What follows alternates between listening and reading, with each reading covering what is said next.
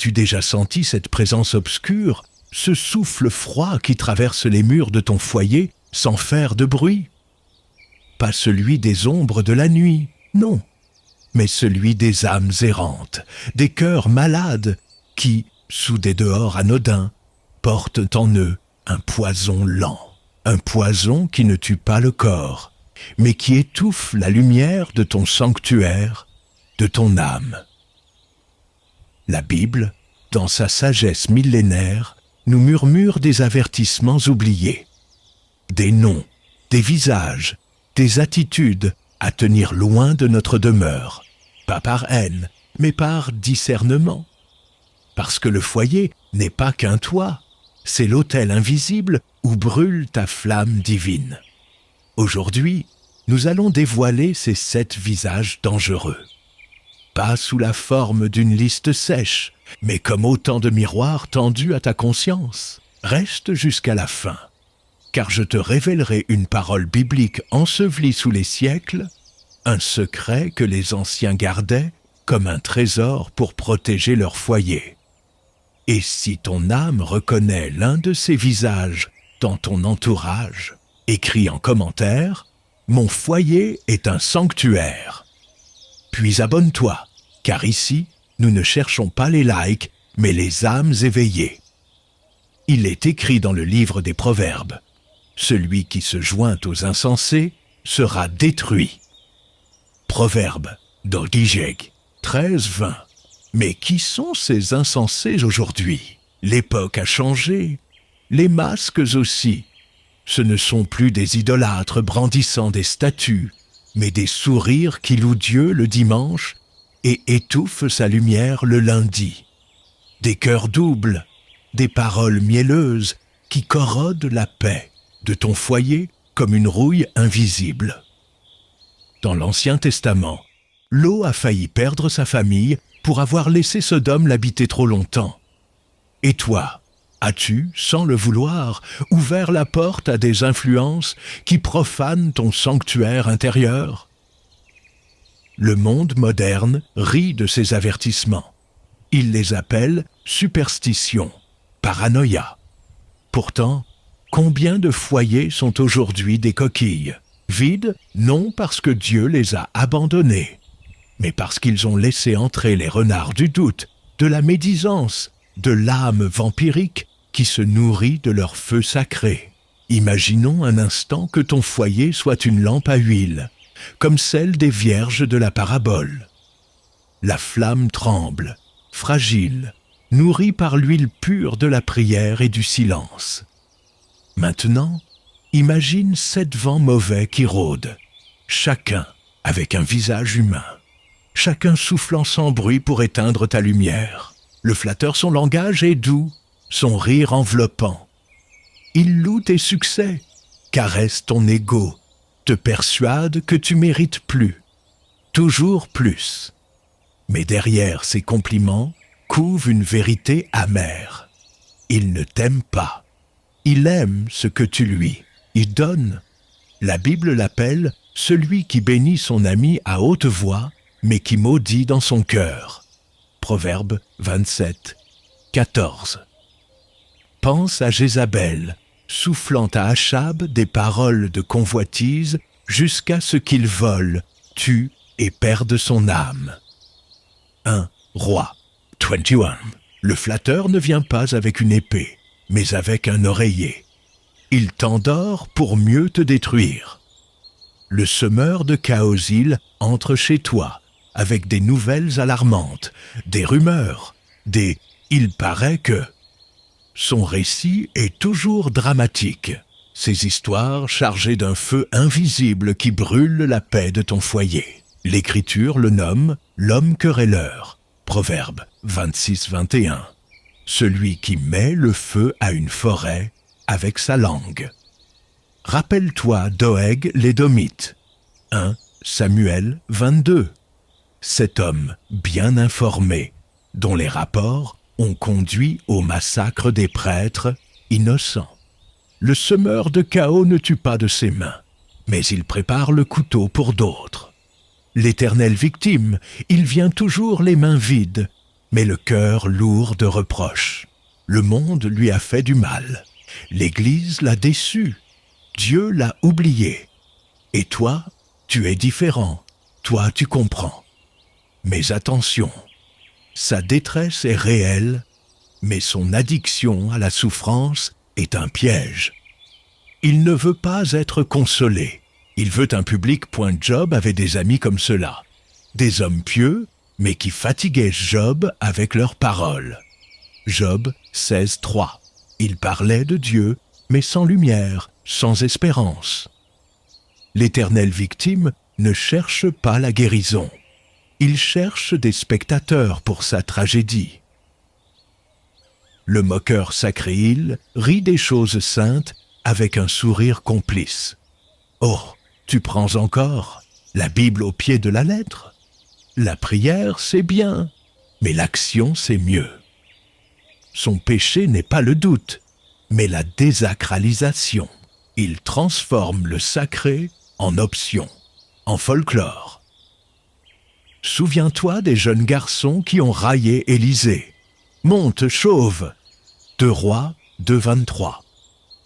Ils n'ont pas insulté l'homme, mais l'onction sur lui. Le moqueur sacré ne blasphème pas, il banalise. Et une foi banalisée est une foi morte. Il est temps maintenant de lever le voile sur les 3 dernières ombres qui guettent le seuil de ton foyer. Ces êtres ne viennent pas avec des cornes ou des griffes, mais avec des sourires, des cadeaux, parfois même des versets bibliques à la bouche. Leur danger réside précisément dans leur ressemblance avec la lumière. Le vampire spirituel ne te demande jamais « Comment vas-tu vraiment ?» Mais il exige ton écoute, ton temps, ton énergie. Il draine tes réserves de foi comme un parasite, laissant derrière lui une fatigue inexplicable. Après chaque rencontre, tu te sens vidé, comme si on t'avait volé ta paix. L'apôtre Paul avertissait « Prenez garde à ceux qui exploitent les maisons. » Tite, Idona 11. Rappelle-toi la femme de Job, cette voix apparemment proche qui pourtant murmurait « Maudit Dieu et meurs » Job 2:9. Le vampire spirituel ne prend pas ton sang, mais ta joie d'adorer. L'âme tiède, ni chaud ni froid, toujours raisonnable. Il trouve toujours une excuse pour ne pas s'engager, ne pas croire trop fort, ne pas risquer quoi que ce soit pour le royaume. Son péché préféré? La modération. Pas besoin de trop prier, Dieu comprend. Les extrêmes sont dangereux, mais le Christ a vomi cette tiédeur. Apocalypse 3:16. Souviens-toi de Laodicée, une église riche, équilibrée, et qui pourtant donnait la nausée au ciel. L'âme tiède ne te persécutera pas, elle t'endormira lentement, jusqu'à ce que ton feu devienne braise, puis cendre. Le faux prophète domestique, c'est peut-être le plus dangereux, car il porte un masque d'ange. Il parle de visions, de paroles reçues pour toi, de révélations privées. Il flatte ton ego spirituel. Dieu m'a montré ton grand destin. Mais écoute bien, ces prophéties t'éloignent toujours de la simplicité de l'Évangile. Jérémie criait « Ils prophétisent le mensonge en mon nom, je ne les ai pas envoyés. » Jérémie 29:9. Le faux prophète ne nie pas la Bible. Il l'embellit, la complète, jusqu'à ce que ta foi dépende plus de ses oracles que de la parole, nue et crucifiée. Ces 7 visages ont un point commun. Ils ne frappent pas à ta porte avec des cris, mais en murmurant. Ils ne demandent pas à entrer. Ils supposent que tu les laisseras passer, par politesse, par peur d'être trop rigide, ou simplement par ignorance des lois spirituelles qui protègent ton sanctuaire. Alors, comment garder son foyer sain, sans sombrer dans la paranoïa ou le sectarisme. Voici 3 sentiers pratiques tracés par les anciens. Le discernement par l'odeur. Après chaque visite, demande-toi, mon atmosphère spirituelle est-elle plus légère ou plus lourde? Les démons laissent une odeur dans l'âme, pas au sens physique, mais cette sensation de saleté invisible que David évoquait après son péché. Lave-moi complètement de mon iniquité. Psaume 51, 4. Les frontières sacrées. Jésus savait dire « Mon heure n'est pas encore venue » Jean 2, 4. Et Paul refusait les super-apôtres 2 Corinthiens 11, 5. Ton seuil est un autel. Certaines conversations doivent rester dehors. Certaines confidences n'ont pas leur place dans ton salon. Ce n'est pas de la dureté, c'est de la chirurgie spirituelle. L'huile de la vigilance. Les vierges sages ne partageaient pas leur huile. Matthieu 25, 9. Il y a une part de ta relation avec Dieu qui ne doit être ni exposée, ni diluée, ni mise en spectacle. Garde une chambre secrète où seul l'esprit a accès. C'est là que se préserve la flamme.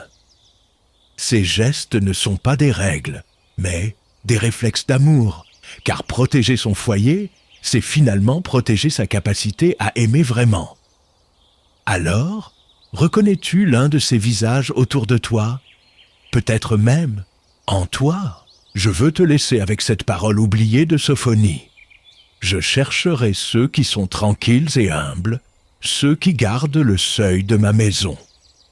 Sophonie 3, 12, trad profonde. Ton foyer n'est pas qu'un lieu, c'est une frontière, invisible entre le sacré et le profane, un seuil que Dieu lui-même honore. Alors, si cette vidéo a réveillé ton âme, écris sanctuaire en commentaire. Pas pour moi, mais pour toi, pour sceller cette prise de conscience. Et si tu sens que ton feu menace de s'éteindre, rappelle-toi, les 7 lampes du chandelier. Endor, Exode 25, brûlaient sans fumée. La vraie présence divine ne t'étouffe pas, elle te rend libre. Libre de fermer ta porte, libre d'aimer sans te perdre, libre de garder ton huile pour l'époux qui vient,